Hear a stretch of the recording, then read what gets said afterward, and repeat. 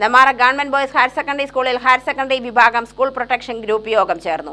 ലഹരിക്കെതിരെ സ്കൂളുകളിൽ അതിശക്തമായ ബോധവൽക്കരണ നടപടികൾ സ്വീകരിക്കണം. PTA പ്രസിഡന്റ് സുരേഷ് അനന്തരാമൻ അധ്യക്ഷത വഹിച്ചു. പ്രിൻസിപ്പൽ ജ്യോതി സ്വാഗതം പറഞ്ഞു. Nenmara police station CPO Anoop പരിപാടികൾ വിശദീകരിച്ചു. വിദ്യാർത്ഥികളിൽ ഭൂരിപക്ഷവും ലഹരിക്ക് അടിമപ്പെടുന്നതായി അനൂപ് പറഞ്ഞു. ഇതിനെതിരെ സ്കൂളുകളിൽ അതിശക്തമായ ബോധവൽക്കരണ നടപടികൾ സ്വീകരിക്കണമെന്ന് അദ്ദേഹം പറഞ്ഞു.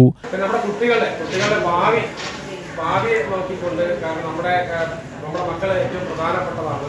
കാരണം ആ മക്കളെ നമ്മളെ സ്നേഹവാത്സല്യത്തോടെ മനസ്സിലാക്കിക്കൊണ്ട് ഈ പറയുന്ന ഇന്ന് പറയാം, നമ്മുടെ കാലഘട്ടങ്ങൾ മാറി ലഹരിയുമായി ബന്ധപ്പെട്ടിട്ട് ഇന്ന് നമ്മുടെ ചെറുപ്പക്കാർ ഒരുപാട് ഇതിൻ്റെ പിന്നാലെ പോകുന്ന ഒരു സാഹചര്യമുണ്ട്. ആ കുട്ടികളെ വഴിതെറ്റാതെ നേർവഴിക്ക് കൊണ്ടുവരുന്നതിന് വേണ്ടിയിട്ട് നമ്മൾ എപ്പോഴും പാരൻസ് രക്ഷിതാക്കൾ മോണിറ്റർ ചെയ്യണം.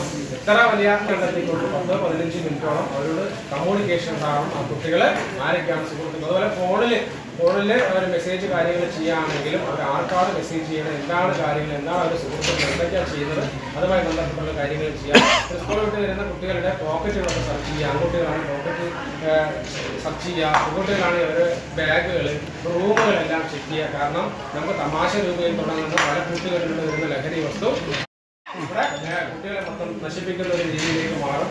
Ward member R. ചന്ദ്രൻ, പ്രധാനാധ്യാപിക Chandrika, SMC vice chairman Vinesh, Muraleedharan, PTA SMC അംഗങ്ങൾ എന്നിവർ സംസാരിച്ചു.